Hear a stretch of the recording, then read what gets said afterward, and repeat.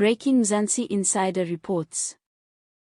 Helen Zille has refused to back down after the ANC issued a legal threat demanding that the Democratic Alliance, DA, remove its controversial billboard targeting Gauteng Premier Panyaza Lesufi. The dispute centers on a message that mocks Lesufi's remarks about residents potentially using hotels to shower during ongoing water outages in Johannesburg.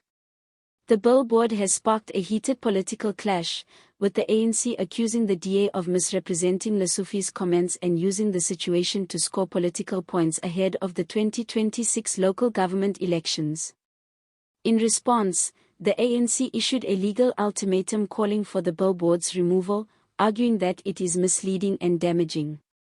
Zille, however, has defended the billboard, saying it reflects the frustration of residents facing daily water shortages.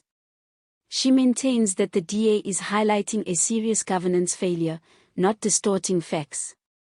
According to her, the real issue is the worsening water crisis in Johannesburg, which has been aggravated by aging infrastructure and poor maintenance. The controversy follows Zille's recent exposure of major water leaks across the city, where large volumes of treated water are reportedly being lost due to broken pipes and system failures. These revelations have intensified criticism of the government's handling of essential services.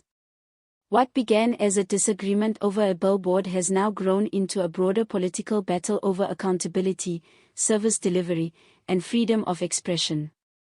While the ANC views the campaign as opportunistic and misleading, the DA insists it is drawing attention to the lived reality of residents affected by water shortages.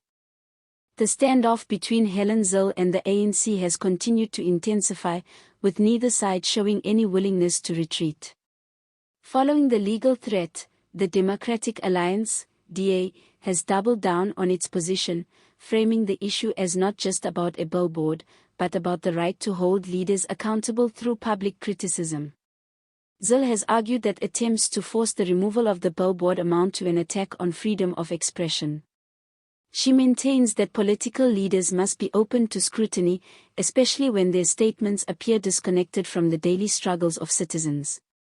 For the DA, the controversy has become an opportunity to reinforce its message that governance failures in Gauteng are being ignored rather than addressed.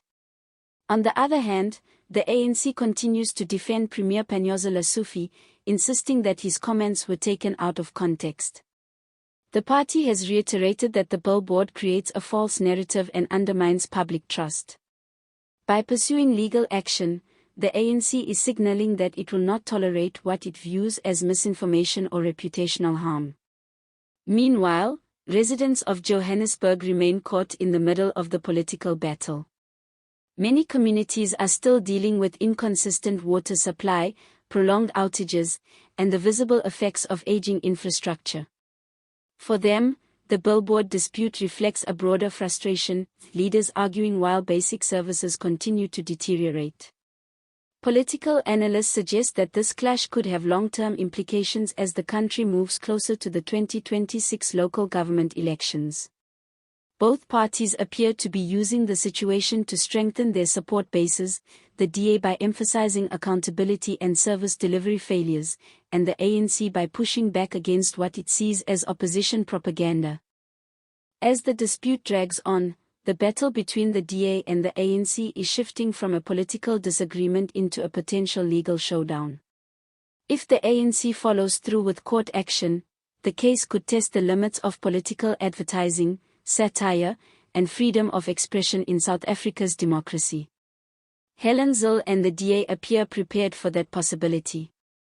They have indicated that they will not remove the billboard voluntarily, signaling confidence that their campaign falls within the boundaries of lawful political speech. For the DA, this is no longer just about Lesufi's comments, it has become a broader fight over the right to challenge those in power without intimidation. The ANC, however, is under pressure to respond firmly. Allowing the billboard to remain unchallenged could be seen by its supporters as a sign of weakness, especially when the message directly targets one of its key provincial leaders. At the same time, escalating the matter legally carries risks, as it could amplify the DA's message and draw even more public attention to the controversy. Public reaction remains divided.